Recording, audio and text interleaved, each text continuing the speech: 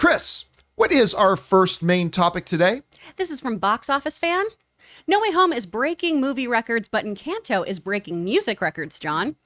Soundtrack has been in first place for some time. We Don't Talk About Bruno is in second place on the single charts, and now it's tied with the Aladdin song Whole New World as best-selling Disney animated song of all time and may pass it. This is crazy. What do you think of this, and why is this song and soundtrack so big right now? All right, thanks a lot for saying that, in Box Office Fan. And yeah, Encanto has been, as far as the music of it goes, has been ripping it up. And it's been great. I really enjoyed Encanto. I mean, don't get me wrong. It's not Up. It's not Ratatouille. But I really enjoyed Encanto. It was a sweet, charming film with some absolutely wonderful music in it. And We Don't Talk About Bruno. That's kind of become the song. I mean, that's a song where the song itself has achieved way more success than the movie itself did. As a matter of fact, it is not the number 2 song on Billboard. It is now the number 1 song on Billboard. And it's the first Disney song to be number 1 on the Billboard charts in 29 years. This comes to us from the folks over at Variety who write the following. We Don't Talk About Bruno, the surprise hit of the Encanto soundtrack, has gone where even Let It Go couldn't. It's become the first song from a Disney movie to reach number 1 on the Billboard Hot 100 chart since A Whole New World from Aladdin did it in 1993. It joins the Encanto album itself as a chart topper, as the animated film soundtrack remains atop the Billboard 200 chart for the 3rd time in the last 4 weeks. Some other stats Billboard points out, Bruno, solely penned by Lin-Manuel Miranda, becomes the first Hot 100 chart topper to have been written by a solo writer in more than 4 years. That is a WTF? Is that what the music industry now is? All songs are written by committee? Yeah. You get like 15 different writers writing a song? Like, no. Lin-Manuel's like, no, I got this. This is fantastic. You know, I was so taken with it. I actually went back. I loaded it up and watched a bit of Encanto again the other night. Really taken with the charm of it. But when you watch the part of the movie where they're singing We Don't Talk About Bruno, the dance choreography in the anime, it's weird to talk about choreography, whether it's fight choreography or dance choreography in an animated film. But the dance choreography of it was wonderful.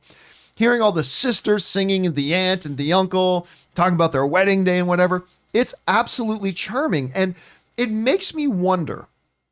Here's the thing. It makes me wonder.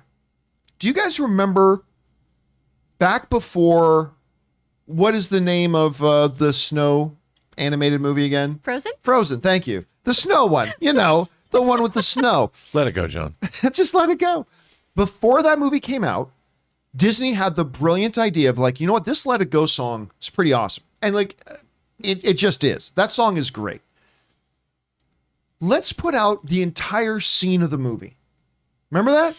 But like, it was like a month before Frozen came out. They're like, let's put out the entire scene, that entire musical sequence. Let's put it out. And it exploded.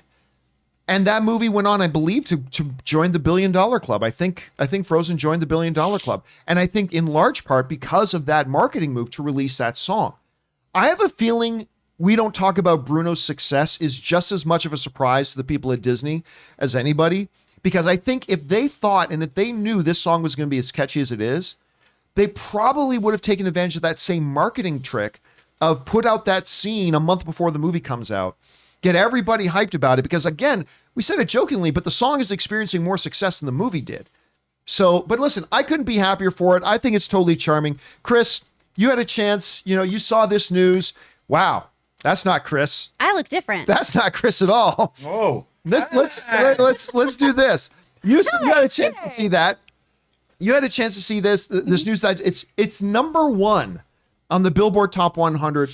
Are you surprised by this? What's the influence of it? What do you think of it overall? What are your thoughts? I mean, I want to say I'm surprised, but it's everywhere. It's everywhere, and everyone's doing TikToks to it. It's really, really blown up. It's such a fun musical, and I love this movie so much. I love that we don't have like a big bad. We're dealing with just like familial generational trauma and overcoming that. I think it's such a great, well-written movie. The music is so delightful, and yeah, I mean, you look at a Beyonce track now, and there's like 17 writers on it, y'all. So Lin-Manuel, he's doing all the work himself. He deserves all this. I can't wait for that man to EGOT. Oh, It's yeah. gonna happen. Has he not EGOT He's already? not- What's he he's got not left? What's he got left?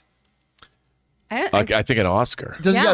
or did he get an Oscar? Did he get an Oscar for You're Welcome? I can't remember. I think he keeps getting nominated. Okay, that might be it. But- But side note on Lin-Manuel Miranda, he revealed the other day he's been asked to host the Oscars.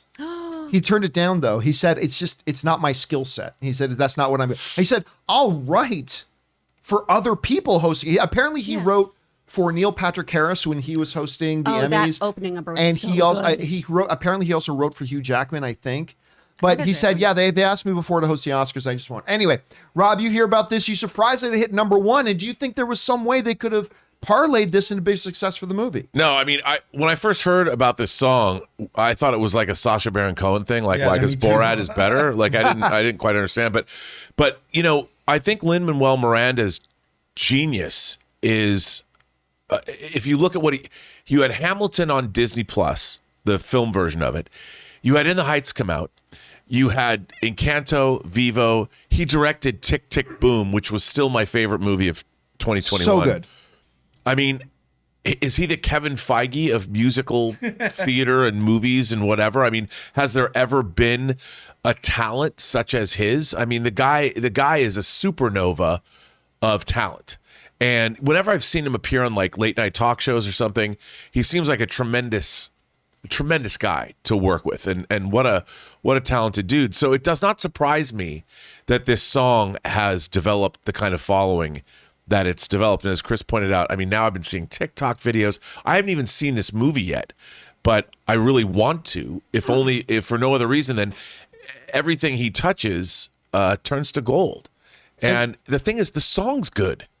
Oh yeah, no, it's. I mean, I've never seen charming. the movie. I haven't seen the movie. I've heard the song a million times, and I really like the song. And have we met, I mean, I brought up it briefly there for a second, but Moana. Go sticking on Lin-Manuel Miranda. Moana is so wonderful. And that song, I still have it on my playlist.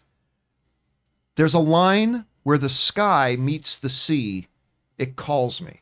Oh, that's like one of the best lyrics ever. I listen to that song and then Dwayne "The Rock" Johnson singing "You're Welcome." That song. I mean, all the music and everything in there.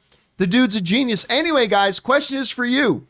What do you think about We Don't Talk About Bruno from Encanto, a movie that wasn't even like a huge hit, becoming the #1 song, the first Disney #1 song in almost 30 years on that? Does that surprise you? Does it not? What do you guys think about it? Jump down into the comment section below and let us know your thoughts.